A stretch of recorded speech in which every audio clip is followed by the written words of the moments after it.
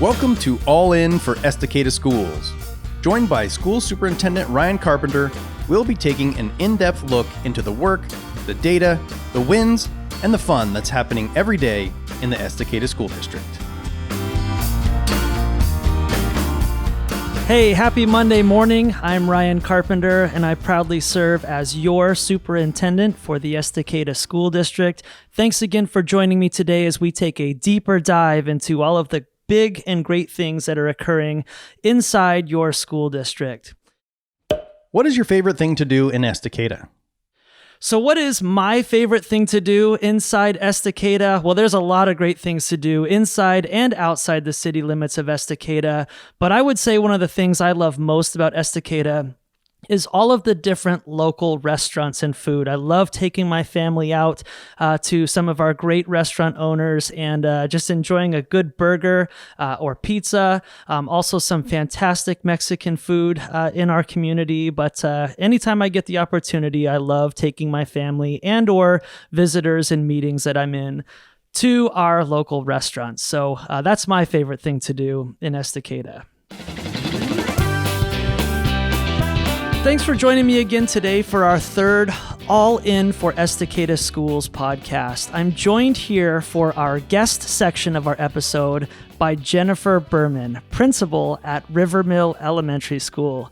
Jen, why don't you introduce yourself and tell us a little bit about your time here in the district and what is your favorite thing to do in Estacada? Thanks, Ryan. I'm excited to join you today. Yes, I'm Jennifer Behrman, the principal at Rivermill Elementary School. I just finished my 6th year as the principal there and my 16th year working for the Estacada School District. So pretty excited, and I'm happy to be here today. One of my favorite things to do in Estacada, actually I have a few, but I love going for a hike at Alder Flats, which sadly is closed down right now due to our wildfires. I enjoy taking my daughter paddle boarding at Timber Park, but also with you, Ryan, those new food carts, that's pretty awesome. And they're great supporting our local community too, so it's fun to go visit them down there. Yeah, so many great things to do in our awesome community. So today I'm excited to dive into our summer work. So while you may be thinking that summer break is a break for all of us, a lot of important work goes on behind the scenes over the summer.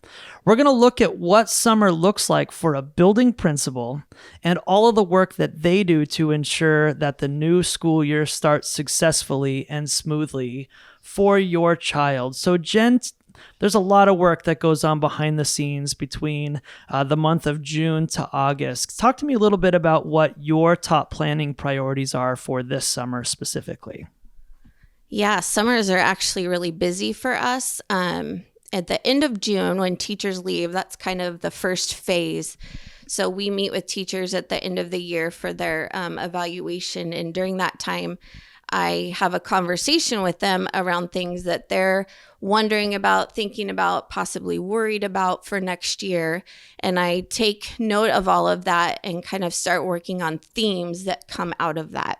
So let's say, for instance, a lot of teachers are worried about kids coming in next year and they're all at different levels due to COVID and being out of school possibly for a year. And so they're worried about small group instruction for reading. So if I see that trend, then that begins my summer planning of how I'm going to support them in the fall. So that's just one piece to it. So then we say goodbye to students, we say goodbye to teachers, and then the other new work begins.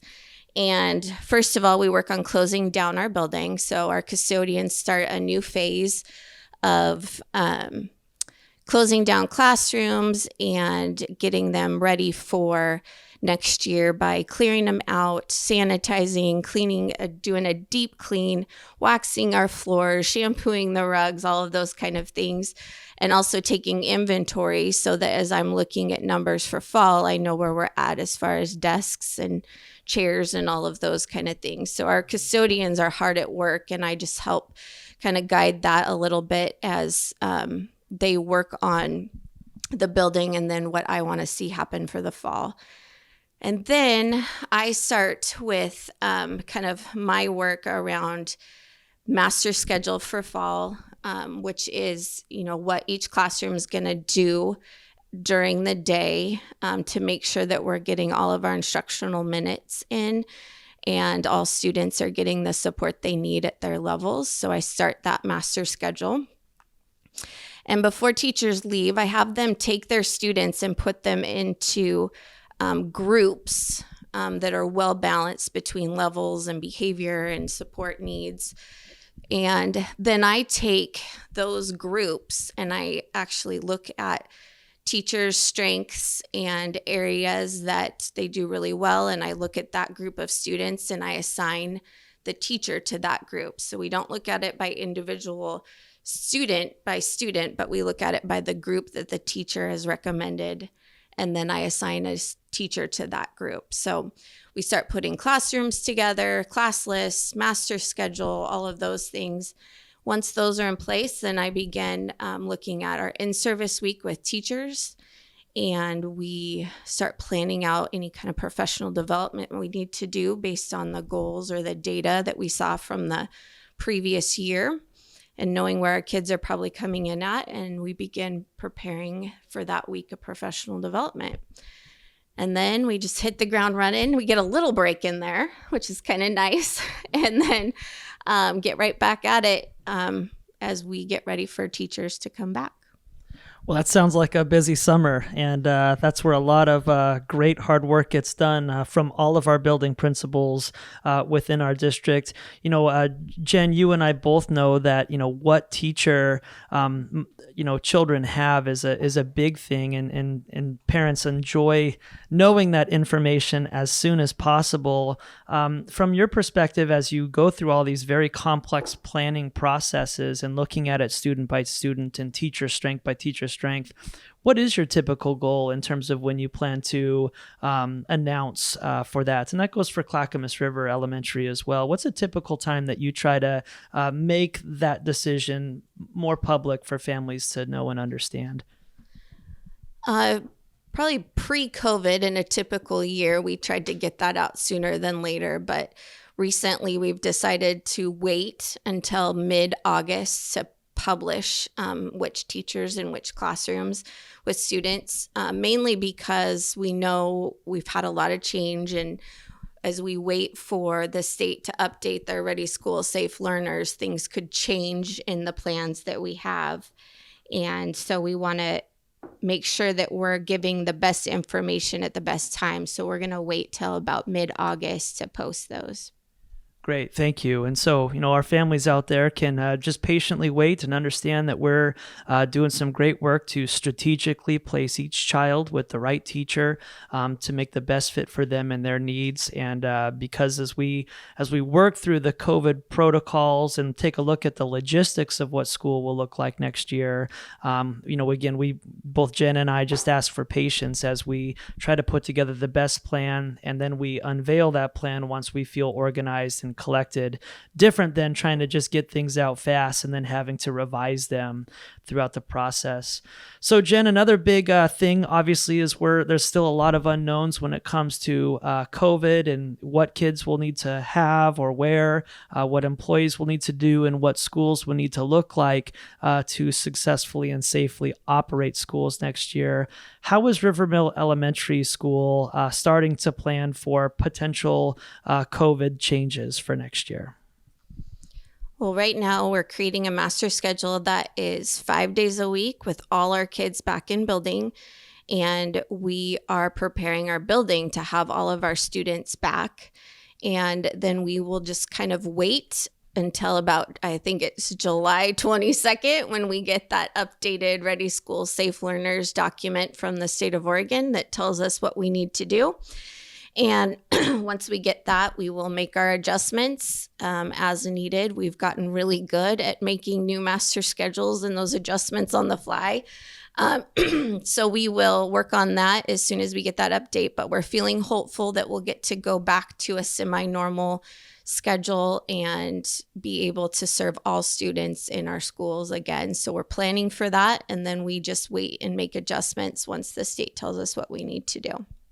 I love how you said that you're getting really good at making master schedule adjustments. Talk to me a little bit about how many first days of school you had this last year and how maybe that has helped us be more successful in being flexible to meet the needs of our kids in our school systems. Yeah, last year I think we counted 4 or 5 first days of school. We had our actual first day of school, which was only for one day with no students in the building, so very strange. And that's when our wildfires started. And so we took 2 weeks off and then had another first day of school after that. And then we got to go to hybrid at 2 different levels. And then we brought in another cohort after that. So each time that happened, we had to update our master schedule, rearrange teachers and paras schedules, lunch duty schedules, all of those things had to be arranged every time. So as you can imagine, what I typically do in one summer for one schedule, I did 5 times last year alone. So that was, like I said, we're getting good at figuring it out quickly. That's great. And your team did so well. And I think communicated that very well with our parents and community. And just, thank you and Christina Anderson, principal at Clackamas River Elementary, for just your flexibility and willingness to make adjustments constantly to meet the needs of our families and our school systems. So one of the great things that's occurring in Estacada right now is growth. Through this pandemic, families from all over the state and even from out of state are moving into the Estacada School District, which is creating some new challenges, primarily at the elementary level when it comes to growth. Can you talk to me a little bit about River Mill Elementary School and how you're making plans for growth as we enter into the upcoming school year? Yeah, I'm really proud of River Mill and our program. I think it's really great, and we're getting it out there so people want to be at our school, which means that we're also growing like crazy, and it's exciting. Our goal is to always be 25 to 1, so 25 students to 1 teacher in the classroom on an average in our building. So we try to staff that way. It gets a little tricky, and this is why we a lot of times have to make last minute adjustments to those teacher arrangements because first of all, we don't know all of our kindergarten numbers. So this is my push to get registered for kindergartens because the sooner that we know your student is in that classroom, the easier it is for us to staff it properly. So that's an important piece. The other part we don't know is who's going to move in over the summer and who also is going to move out over the summer. So we take our common averages and plan that way, but also have to every year make some adjustments that Labor Day weekend as people are realizing they need to register or realizing they need to let their new school know where they that they're going there. So it's kind of a challenge sometimes to plan for growth, but we know and expect it to come when you look around Estacada and see all those new homes. So we are getting ready for it. We have some portables coming in. We're preparing some classrooms that were at once an office will now be a classroom. So we're getting ready for that growth to happen so that we can try and keep our average of 25 to 1, which we feel like is best for students and staff.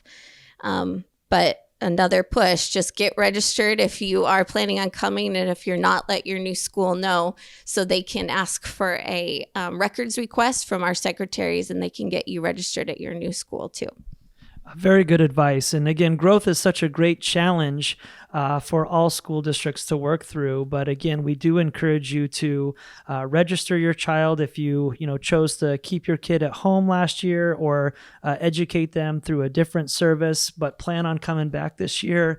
The more real numbers and more accurate numbers that we can have allows us to make the best decisions, both for your child and your child's class. So thank you, Jen, for shedding that light. Is there anything else that you'd like to share with our parents today or our community as we get ready for this summer and plan for next year? Well, I do want to say a big thank you to our families. I know last year was challenging on so many levels, and you were so supportive and not only came alongside us to help educate your child at home, but then when we had to make adjustments and changes, you gave us good feedback. You were supportive and just made sure to tell us that we were doing a good job when we probably needed to hear it. So thank you so much for all that you've done. And I'm looking forward to a fresh new year next year, and looking forward to continuing that partnership with all of you. Well, thank you, Jen. And we are so lucky to have leaders like Principal Behrman inside our school district. Last year was such a challenging year to be an educational school leader. And I just feel so blessed to have really 4 phenomenal leaders that are leading your school buildings through all of the changes, the wildfires, the ice storms. Our leaders continued to prioritize the needs of our community first, from being an educational institution to becoming a first responding institution to help our community through the various adversities and challenges that we faced this year. Was just a really trying and daunting task. And our 4 building principals just had a tremendous mindset to put people first, to stay focused on the needs of its community. And Jen Behrman is just one of the standouts in our community to do that. So if you see her around town, hiking in these closed areas or kayaking out there on the lake, please be sure to thank her and her services. The Estacada School District is a better school district today thanks to the leadership of Jen Behrman. So excited to have her on our show today, and I hope that there was some information and education provided to you as you make next year's plans. What's in Ryan's inbox? Well, this week I received 1,103 emails, averaging 157 emails per day. What's the trending topic for this week is vendors offering services to our district. So let's take a deeper dive into this topic. First, I want to talk about what a vendor is. So I receive lots of emails from outside companies who want to help us by contracting with us to help provide services or make life more efficient for us.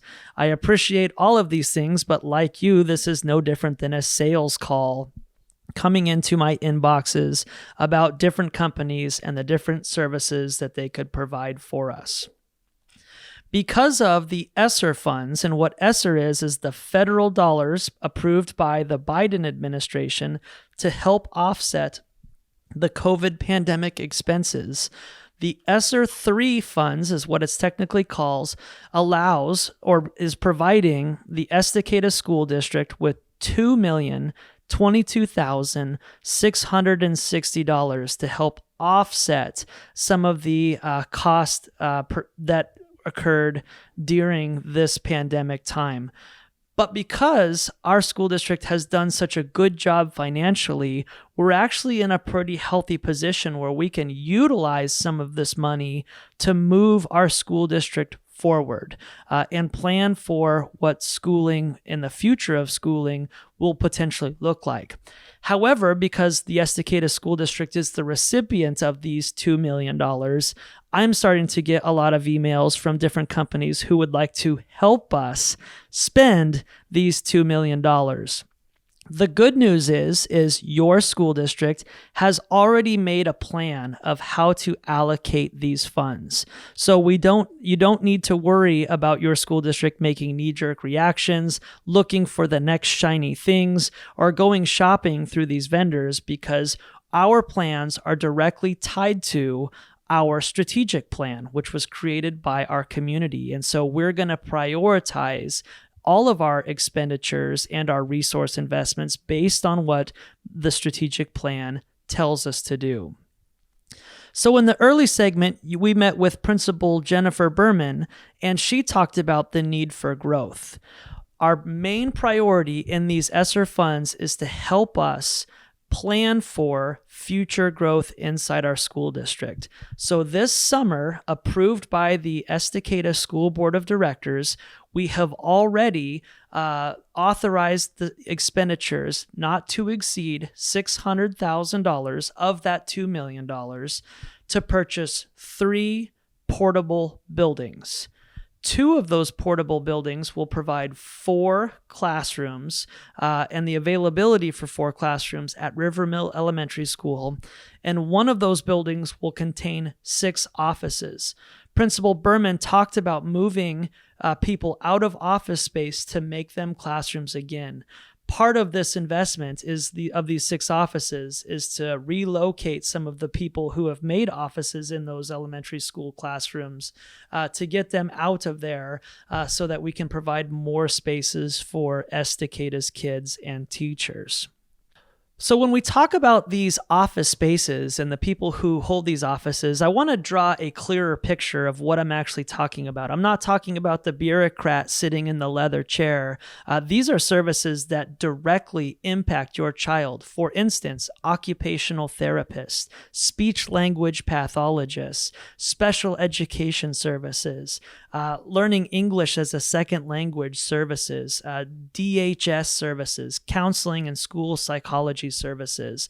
So all of these have inhabited our vacant classroom buildings when capacity was less inside our school district. Now that more kids are coming in to fill these classrooms, we need to find alternative places for these people to make a house so that we can continue to directly offer those services to your child and to our schools.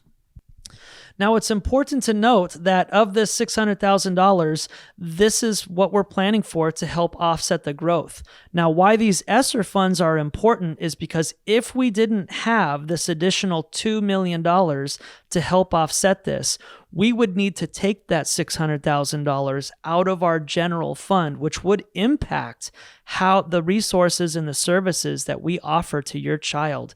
So we're thankful at this point to be able to proactively utilize these funds to plan for growth, and it does not impact our general fund or the services that we're currently offering. So this is a good thing and is a big part of our plan with these federal dollars.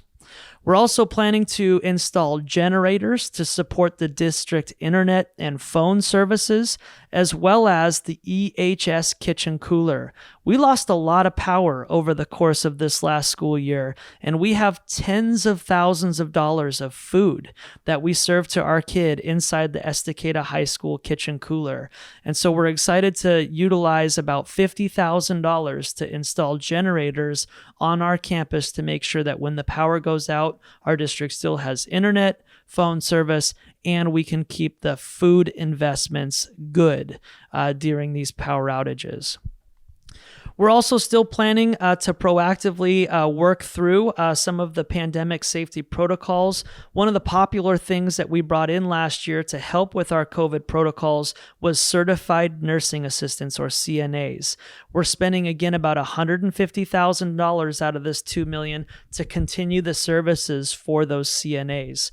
We also have budgeted about $150,000 to spend on PPE, that's gloves, face masks, and all of the other safety protocols like sanitizer for all of our school buildings, so that any child at any time will have access to any of the safety things that is required and or needed. One of the other big things I want to talk about with these ESSER funds is access control.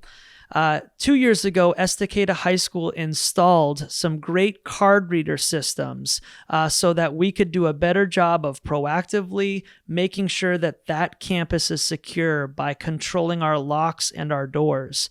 With this additional $2 million I'm referring to in ESSER 3 funds, we're going to finish that project at all of the other school buildings. So River Mill Elementary, Clackamas River Elementary, and Estacada Middle School will receive those card reader access points to better secure our buildings and monitor who's coming in and out of those more frequently. So excited to be able to do that. Again, that's money that would be coming out of the general fund to finish those safety and security upgrades.